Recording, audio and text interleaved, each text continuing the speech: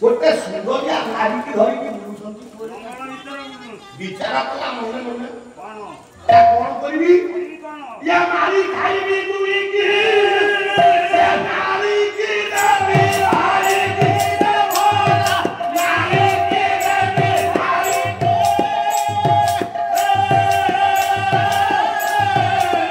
अरे भाई तू घरे रहिबा ये भारी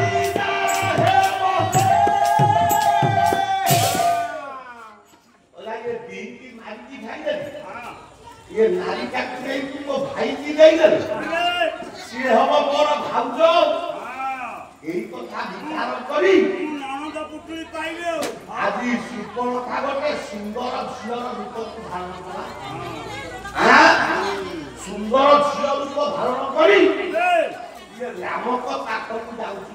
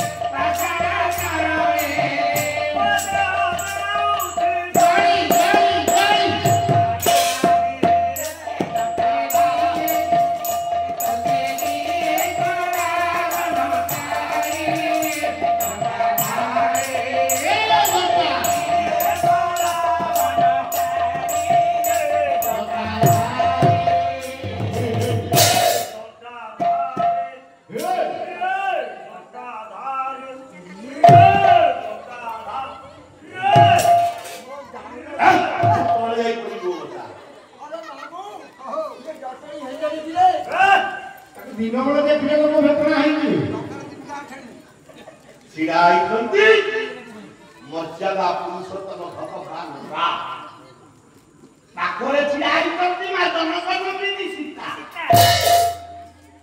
टिकिए दूरे लक्ष्मण छिड़ाई ये टिकी बेले राम पचारिले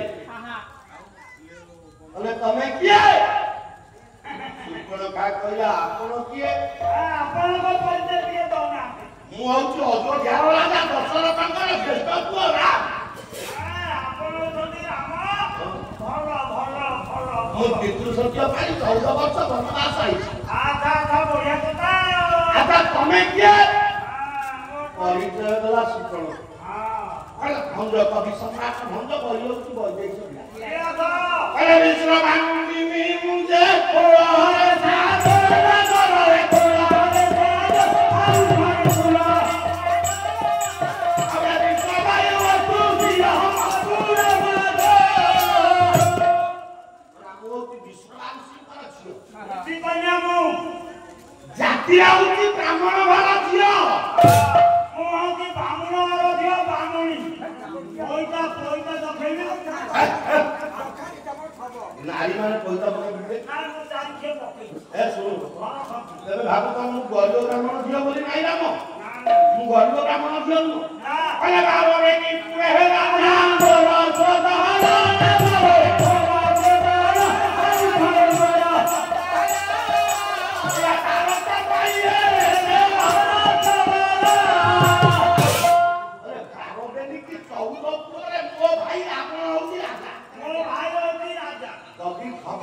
ପଚାରିବ ହେ ରାମ ତୁମେ ମତେ ବିବାହ କରିଛ ଆରେ ଲଙ୍କା କଟକରୁ ଅଧେ ଦେବେ ଏ ଖାଲି ଲଙ୍କାରୁ କଣ ଯେ ଆରେ ଲଙ୍କାରୁ କଣ ମୋ ଭାଇ ଅଛି 14 ପୁଅର ରାଜା ସବୁଥିରୁ ଅଧେ ଅଧେ ଦେଇଦବ ଦିଟା ରାଜି ହେଇଗଲା ନା ମତେ ବାହା ହେଇଗଲା ନା ଆଇ ଲଭ୍ ୟୁ ନା ଇଲୁ ସାର୍ ପଳେଇବେ ସାରେ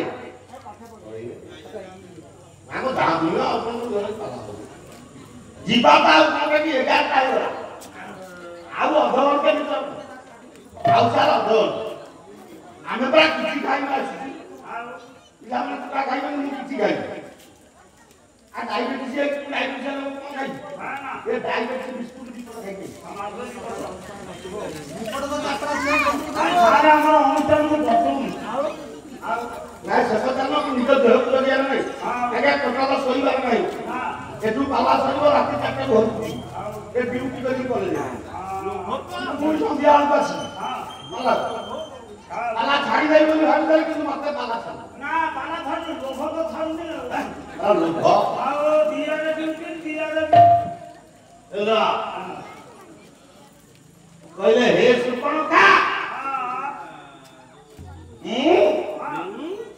তুমি কুয়াড়ে আসিছ মোলা গরে ঝিওটা গরে পুଅ পাইবু কাইকি আছই ফলতে মই অতি জানা কাহিকে আসছ কাইকি আসিলি মু আসিলি তমকু বাহা হবা না রামক মুহূর্তে তলু কইল কোনটা মঙ্গ তাকের স্ত্রী কাছি আই হ্যাঁ ଆଉ ଗୋଟେ ଝିଅ ଆସିବ କି ବିବାହ ଆମକୁ ଟିକେ ଲାଜ ଲାଗିଲା ମୁହଁଟେ ତଳୁ କରିବ କହିଲେ ହେ ସୁପର୍ଣ୍ଣକା କହୁନାହାନ୍ତି କଣ ମୁଁ ଏ ଜନ୍ମରେ ଦ୍ୱିତୀୟ ପତ୍ନୀ ଗ୍ରହଣ କରିବି ମାନେ ଦ୍ୱିତୀୟ ବାହା ହବନି ଆରେ ଅସୁବିଧା କଣ ମୁଁ ଏକ ପତ୍ନୀ ବ୍ରତକୁ ପାଳନ କରିଛି ପାଳନ କାହିଁ ତମେ କରୁଛ ଯେ କାହିଁକି ଜାଣିଛ କାହିଁକି ମୁଁ ସୀତାଙ୍କ ଆଗରେ ଶପଥ କରିଛି କଣ ବାସର ଗୃହରେ ବାସର ରାତି ହଁ କଣ ଶପଥ କରିଛି ଶପଥ ହରେ ବିଗତ ଶ୍ରୀରାମଚନ୍ଦ୍ର ହରେ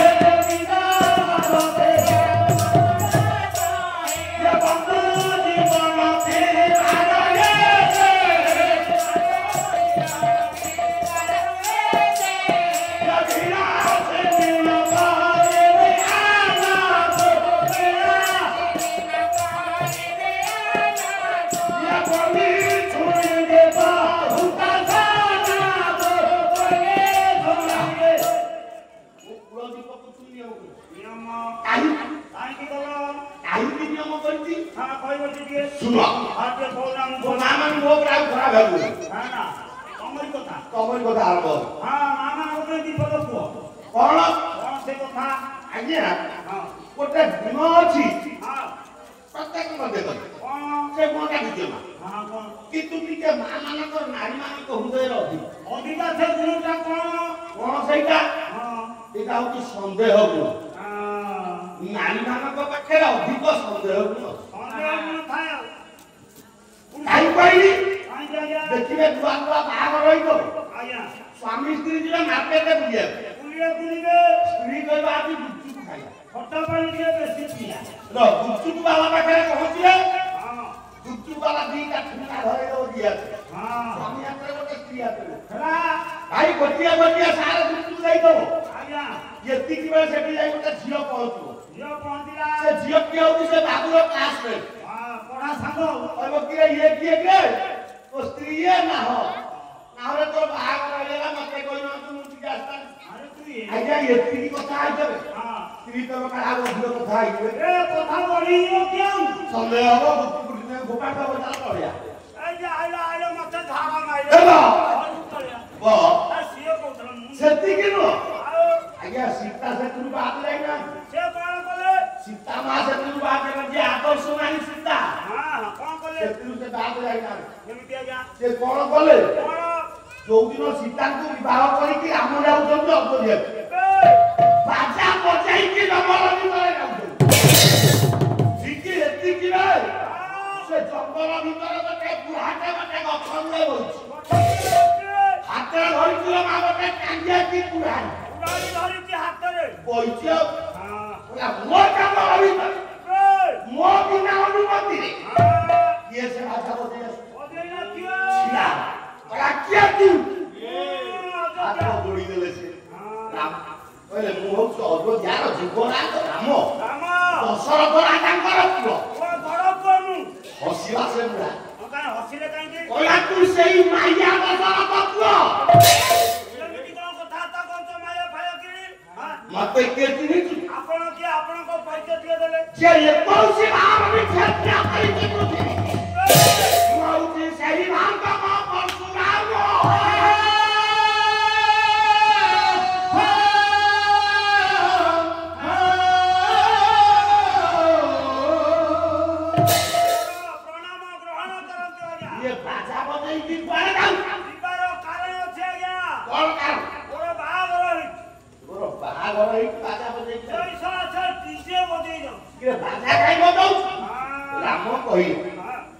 हे प्रभु जनक ऋषि लक्ष्य राजा को निमंत्रण करथिले लक्ष्य राजा जी धनु भांगी सी झील को लक्ष्य राजा धनु भांगिया तो दूर कथा धनु को टेकी पाइले सब लाजरे पड़े दशरथ को राम से धनु टेकी की भांगी मु सीता को गाई ये मने मने हसी देले आगे मने मने हसी देले मने मने हसी देले आगे मने मने हसी देले अरे वीर परशुराम वीर परशुराम धन्य धन्य धन्य रस रखड़ रंगाना ए राम मिथ्यापुर जो धनु खुआई गई मैं सेउ का भांगी दे भांगी पूरा सेतु ये कर कौन से बोलवा लक्ष्य राजा भांगी जो धनु तू मुंह पर देखी हां देखि जा मुंह पर देखी देखि जा अपन आउ से धनु का बहुत मन छुआ गई की कौन चला वो पकाई गई तेमे सही तरह नहीं गलो ए पकड़ाई चले हने अब तेमे दादी बोलवा हां देखी वो धनु का भांगी ओ तमन परशुराम धनु का को बढ़े गई राम राम हाथ बढ़ौ तो धनु का प्रभाव आज्ञा रामर मां धनु धरी ना ना परशुराम धनु देई ना ना राम हाथ बढ़ई करती परशुराम धनु टेकी करती हां एले यति की बेले सीतांकर मुख पूजे होई सीतांकर मुख आख पड़ी गला सीतांकर मुहटा कला हेला करतु हेला काहीकि कांजेला मालो सीता भागले तो मो स्वामी एठी हारी हां ताले मो स्वामी तोर निंदा कोन गो निंदा नु स्वामी रो निंदा माने से तीर कथा भाबिले नि सीता आ कोन भाबिले कहले मो बापा आले नने ऋषि हां जनक ऋषि मो बापा कोन करितले जिए धनु भांगिलो हां सिए मो झियो को बाप ए बाबा ये परशुराम भी नने ऋषि हां याकर भी दाई याकर जदी गोटे झियो थब हां ये जदी कोन करते मो धनु जे भांगो मो झियो प्राव हां मो स्वामी तो धनु भांगियार अभ्यस्त भंगा भंगिरा धुर धर काले धनु भांगी देबे हां तू बाकी कोन सौतु नै की जिबी अरे सौतरी नै मो भेला बुडेनी एही कथा तू संदेह कले सीता तेणु नारी हृदय संदेह तो निश्चित जागृत किंतु आज्ञा उत्तम नारी अछि उत्तम नारी किए मो मां माने मो पावा पछे मन न रखिबो एही पद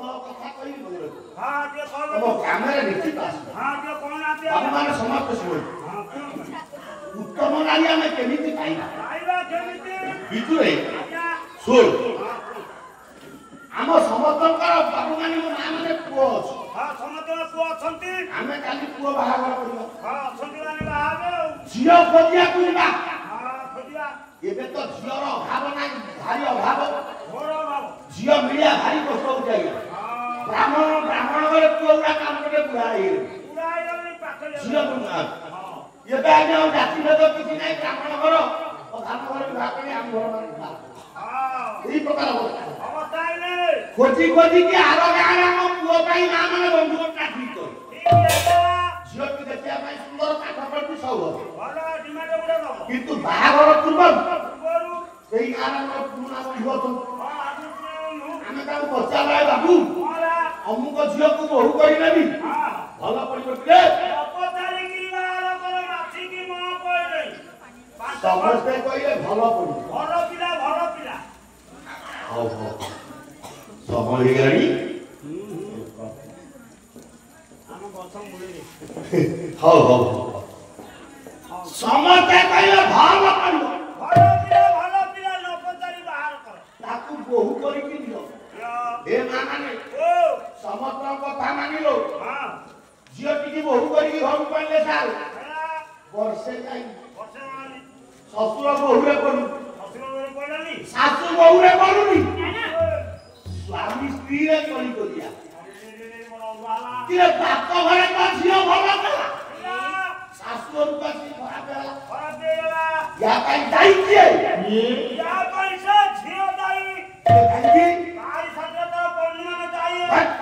ଗୋଟେ ଝିଅ କେତେ ସ୍ୱପ୍ନ ଦେଖି ମୁଁ ଶାଶୁ ଘରକୁ ଗଲେ କେମିତି ଭଲରେ କରିବି। ଗୋଟେ ଝିଅ କାହିଁ ଦାୟୀ? ବୋହୁ ଶାଶୁ ଶ୍ୱଶୁର ସ୍ୱାମୀ ଚାହିଁଲେ ଆମ ବୋହୁ ଖରାପ କରୁ ନା। ତାହେଲେ ୟା ପାଇଁ ଦାୟୀ ନାଟକ ବାପ ଘରେ ଝିଅ ଭଲ ଥିଲା, ଶାଶୁ ଘରେ ଖରାପ ହେଲା। ନା ୟା ପାଇଁ ଦାୟୀ କିଏ? ମୋ ମା ମାନେ 7 ଜଣ ମା ମୋର ଦାୟୀ। 7 ଜଣ ମା କିଏ କାହିଁ ଦାୟୀ? 7 ଜଣ ନାରୀ ହେଲେ ଦାୟୀ। କାହିଁକି?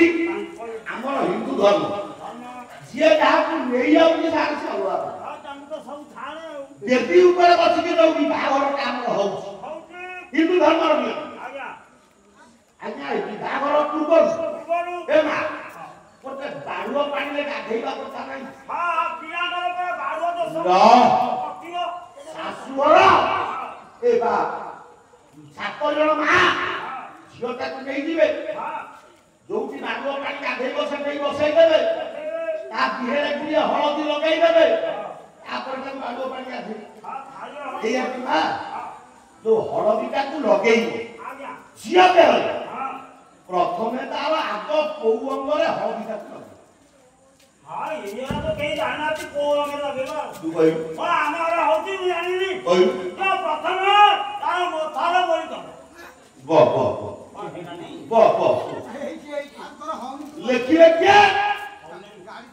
ମାଲ ନିର୍ମାଣ ମଠର ଅଚ୍ୟୁତାନନ୍ଦ ମହାପୁରୁଷ କେଡ଼େ ସୁନ୍ଦର କଥାଟେ କହିଲେ। ଜନସଂଖ୍ୟା ମା ମାନେ ମନେ ରଖ କାନରେ ବୋଲେ ମଥାରେ ଭାଗ ପାଣି ଗାଧେଇଲା ବେଳେ ପ୍ରଥମେ ବୋଲେ ମଥାରେ ନାଇଲେ ସ୍ୱାମୀ ଏ ହତ୍ୟା ପାପ ହୋଇ ଏ କଣ୍ଠରେ ନାଇଲେ ବୟ ଏ ଜ୍ୟେଷ୍ଠ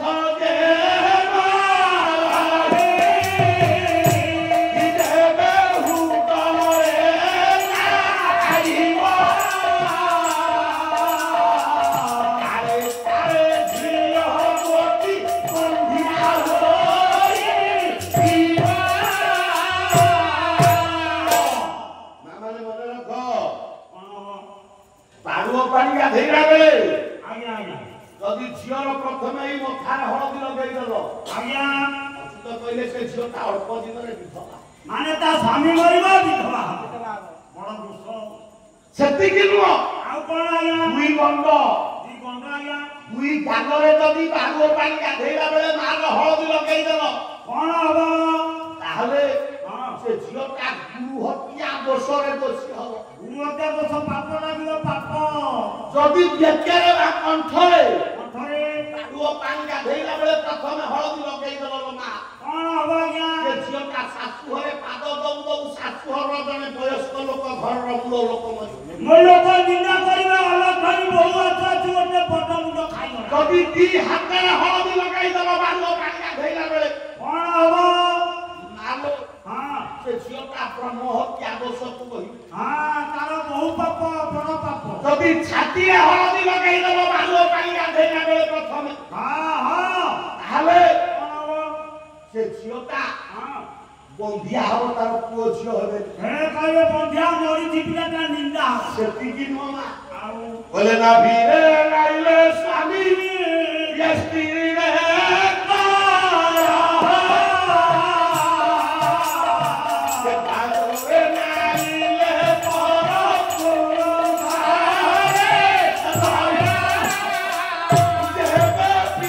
Yeah.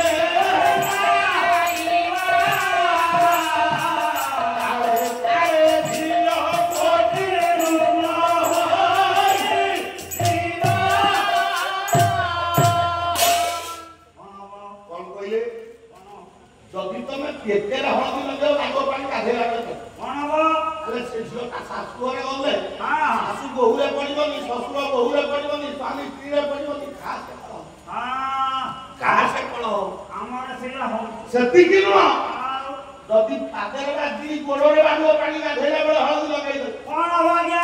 ତାହେଲେ ହେ ମା ବାପ ଘରେ ଆଜ୍ଞା ଝିଅଟା ଭଲ ଦବ। ଭଲ ପିଲା। ଶାଶୁ ଘରକୁ ଆସିଲେ ପର ପୁରୁଷରେ ନଜର ନାହିଁ। ଭଙ୍ଗା ଚିହ୍ନ। ସେତିକି ନୁହଁ, ଆଉ ଯଦି ପିଠିରେ ହଳଦୀ ଲଗେଇଦେଲ ବାଗ ପାଣି ଗାଧେଇଲା ବେଳେ ପ୍ରଥମେ ଆଜ୍ଞା ଆଜ୍ଞା ତାହେଲେ ଝିଅଟା ଶାଶୁ ଘରେ ଖାସେ ରୋଗୀଣା ହବ। ଆଚ୍ଛା 108 ଡକ୍ଟର ହବ।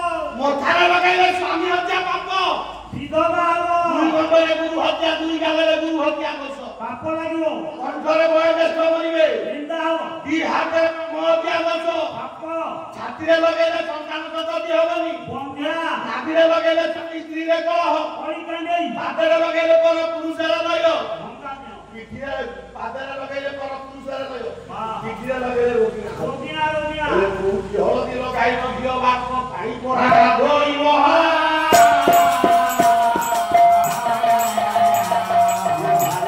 ଝିଅ ବେଟି ପର ପୂର୍ଣ୍ଣିମା କୋଉଠି ବାଗ ପାଣି ଗାଧେଇଲା ବେଳେ ଝିଅଟା ହଳଦୀ ଲଗେଇଲେ ଭଲ ବୋଉ ହବ। ଭଲ ବୋଉ ହଁ ମାମା କହିବି ହଁ। ମୋ କଥାଟା ଟିକେ ଗଢେଇ ଦେଇ ହଁ। କହିଦେଇକି ଯିବି ହଁ ବ୍ୟସ୍ତ ହୁଏ ହଁ ଆମ ସାର ଭଲ ସାର କହିକି ଯିବେ। ହେଲା। ହଁ ସେଦିନ ଆଜ୍ଞା ସେଦିନ ରାବଣ କହୁଛି ହଁ କହିଲା ପ୍ରଭୁ ହଁ ଲକ୍ଷ୍ମଣ କହୁଛି ହଁ। ମୁଁ କହିଲି ସେଦିନ ସୁପର୍ଣ୍ଣଖା କହୁଛି କହିଲା ପ୍ରଭୁ ହଁ। କହିଲା ହେ ରାମ ହଁ। ତମେ ମତେ ବିବାହ ବିବାହ କର। ନା ଏ ଜନ୍ମରେ ମୁଁ ଦ୍ୱିତୀୟ ପତ୍ନୀ ଗ୍ରହଣ କରିବି ନା ନାଇଁ ନାଇଁ ତାହେଲେ ହଁ ତାହେଲେ କଣ ନିରାଶ ହେବି? ମୋ ଲକ୍ଷ୍ମଣ ଆଇଛି ତା ପାଖକୁ ଯା। ହଁ ହେଲା ତେମେ ଏଇଟା ତ ସେ ହେବେ ଆଉ। ଲକ୍ଷ୍ମଣ ଆସିଛି ହଁ ତମେ ଲକ୍ଷ୍ମଣ ପାଖକୁ ଯାଅ, ହଁ ଯାଉଛି ଏବେ ତେମେ ନହଲା ନାହିଁ ଏବେ ମୁଁ ତ ଯୁଆଡେ ଗୋଟେ ହେଇଗଲା ଗଲା ଆଉ। ତମେ ଲକ୍ଷ୍ମଣ ପାଖକୁ ଯାଅ। ହଁ ଚାଲିବି ଆଉ। ଆଜ୍ଞା ର ସେମିତି ଯାଉନି, ଆଉ କେମିତି ଯିବି? ମୁଁ ଗୋଟେ ଚିଠି ଲେଖିକି ଦଉଛି, ଚିଠିଟାକୁ ନେଇକି ପୁରା ତ ଚିଠି ଦିଅ ନହେଲେ ମୋ ଉଷୁମ ଛାଡ଼ି ଯାଉଛି। ଆପଣମାନେ ସମସ୍ତେ ଏ ପଦ ଜାଣିଛନ୍ତି, ଭଞ୍ଜ କରିଛନ୍ତି। ହଁ ଜଣାଶୁଣା ହେଲେ ରଘୁନାଥ ଶ୍ରୀରାମ ବୈଦ୍ୟ ଯୋ ସାକୁ ଏ ବିହର କାନନ କର ଆଲେ ବାଲକ ବିହର କାନନ କର ଆଲେ ବାଲକ ବିହର କାନନ କର ଆଲେ ବାଲକ। ହେଲେ ରଘୁନାଥ ଶ୍ରୀରାମ ବିହର କାନନ କର ଆଲେ ଲକ୍ଷ୍ମଣ ସୁପର୍ଣ୍ଣଖା ବୁଝିଲା ଗୋଟେ ପ୍ରକାର, ଲକ୍ଷ୍ମଣ ବୁଝିଲା ଗୋଟେ ପ୍ରକାର, ନାକ କାନ କାଟି ଛାଡ଼ିଲେ। ରାବଣ କହିଲା ପ୍ରଭୁ ପ୍ରଭୁ ମୋ ଭଉଣୀ ଅଛି, ମତେ ମୋ ଦୁଃଖ ଜଣେଇ, ମୋ ଭଉଣୀର ନାକ କାନକୁ ଲକ୍ଷ୍ମଣ କାଟିଲା।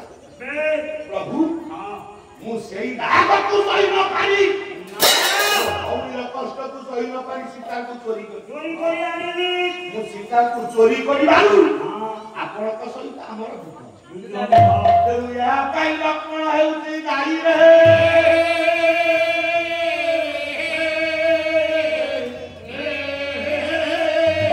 ଲକ୍ଷ୍ମଣ ଦାୟୀ କାହିଁକି? ରାମ କହିଲେ କାହିଁକି? ଏ ରାବଣ ୟା ପାଇଁ ଲକ୍ଷ୍ମଣ ଦାୟୀ ନୁହଁ। କାରଣ କାରଣ ଲକ୍ଷ୍ମଣ ହଉଛି ମୋ ଆଜ୍ଞା ବହ, ଲକ୍ଷ୍ମଣ ହଉଛି ମୋ ଆଜ୍ଞା ବହ। ମୁଁ ତାକୁ ଆଜ୍ଞା ଦେଲି, ସିଏ ତା ନାକ କାନ କାଟିଲା। ଏଥିରେ ଲକ୍ଷ୍ମଣ ଭୁଲ କିଛି ନାହିଁ, ସବୁ ଭୁଲ ମୋର। ନା ପ୍ରଭୁ ଯଦି ଏକଥା ସତ୍ୟ, ଏକଥା ଯଦି ସତ୍ୟ, ତାହେଲେ ପ୍ରଭୁ ମୋ ଭଉଣୀକି ମାରିଦେଲନି। ସୁନ୍ଦର ଅସୁନ୍ଦରୀ କାହିଁ କରାଇଲ? ନା ହେ ରାବଣ, ତାକୁ ଅସୁନ୍ଦରୀ କରିବାର କାରଣ ଅଛି। ନା କଣ କାରଣ? ନା ଶୁଣ କାରଣ। କାରଣ ପୁତ୍ର ହେଲେ କେତେ ପ୍ରକାର? କଣ କଣ? ଗୋଟିଏ ହେଲା ଗୋରା ପୁଅ, ଗୋଟିଏ ହେଲା କଳା ପୁଅ, ଆଉ ଗୋଟେ ଶାବଳ ପୁଅ। ଶାବଳ ନା କୁରାରୀ? ଶାବଳ ଶୁଣ, ଏଇ ଯୋଉ ବର୍ଣ୍ଣଧାରୀ ଭାଗବତରେ ପ୍ରମାଣ ମିଳେ। वो तीन प्रकार कौन कौन उत्तम एक मध्यम अधम तीन प्रकार ये है गुणधारी एक गुणधारी वो है चारि प्रकार हम सारा तो सदाले चिलो दो कौन चारि प्रकार को सोल गोटे ला प्रकृत पुत्र प्रकृत पुत्र एक गोलक पुत्र गोलक पुत्र दुई चारक पुत्र चार पुत्र तीन वर्ण शंकर आधा देवी जानियो प्रथम प्रकृत पुत्र किए विवाहित स्वामी और रसोई हां स्त्री का घर जो कोटा करे कर्मला ये हां रेकर्ड भुक्त पोटा पाउती गोलक एक को किए स्त्री मो स्वामी मरि गला पर मला परे विधवा नारी हां द्वितीय विवाह कर जो संस्था उत्पत्ति कराय सेना को गोल आधा तो प्रमाण के गोलक किए दुर्योधन गोलक न एमिति सहाग्रह बहि नाही जेते बेले भीम को सब बेले दुर्योधन के बसतु आए कपन नंद ये सही पापा भीम कृष्ण को कहला कृष्ण का बतई देले सेदिन जो कहला बेले के दुर्योधन कहला बेले अरे बसतु आए कपन नंद सहाग्रह बहि भीम कोन कहला बसतु आरे पवन नंदन बसुची आरे बसुची आरे गोलक नंदन बसुची आरे गोलक नंदन बसुची आरे गोलक नंदन गोला कामधारी साडा बच्ची भाकला खापरे भाकला पुत्र उत्तराश्रम को गोलक हां चारक को किए चारक को स्वामी काई की लोग नहीं हां पर पुरुषर कृति करी जो संतान जन्म करा ये ले दान प्रमाण पांडवे चारक पांडव କହିଲା ଆପଣ ଭାବେ କାଇଁ ପାଣ୍ଡବ ବିବାଦ କହି हां ଦୁର୍ଗା କଣ କରିବି ଯେ ଦୁର୍ବାସାଙ୍କ ପ୍ରଦତ୍ତ ମାନିଲେ आज्ञा ଦେବତା ମାନଙ୍କୁ ଆହ୍ୱାନ କରି କୃତି ମାତି ସନ୍ତାନ ସୃଷ୍ଟି କଲେ अरे ଗୋଟିଏ ପୁଅ ଜନ୍ମ ହେଲା କଣ୍ଡୁକର ସେ ହେଲେ ସହଜ साधव ମାତୃ ଗର୍ଭ हां ताये बोले दान ଚାରରେ ବର୍ଣ୍ଣ ସମ୍ପନ୍ନ वर्ण शंकर किए ଗୀତାରେ ପ୍ରମାଣ ବି कौन ଶୂଦ୍ର ନାରୀ हां ବ୍ରାହ୍ମଣ ଘରେ ବିବାହ କରି ସନ୍ତାନ ଜନ୍ମ କରି हां କି ବ୍ରାହ୍ମଣ କନ୍ୟା हां ଶୂଦ୍ର ଘରେ ବିବାହ କରି ସନ୍ତାନ ଜନ୍ମ କରି अरे ତାକୁ କହନ୍ତି वर्ण ସେତିକି ନୁହଁ ଆଉ ବର୍ଣ୍ଣ ସମ୍ପନ୍ନ କିଏ किए ବିଧବା ନାରୀ हां विवाह न करी नकरी जो संतान उत्पत्ति कराए कराए ताकू कहती वर्ण शंकर राम कहे हे रावण तो भौरी होती विधवा सुकण कौन का ताकू विधवा के करे ये हे रावण तू करे विधवा भाई तू दिने बसी थलु सिंहासन रे देवसी नारद पहुंचु जे व्यक्ति नारद को देखि दउ संगे संगे प्रणाम के करू प्रणाम और हे नारद कहलो कुह हे नारद कुह ये विश्व रे सबुठारु सुंदरी नारी किए अछि विश्व सुंदरी किए नारद विचार कले जहा ना कहबी ए दिनो ताकू भेई जाई सुंदरी वाली नहीं आसियो कोन कले कले जणे नारी ए विश्व रे सुंदर से नारी किए किरण तो सिया होची रावण तो स्त्री मंगोत्वरी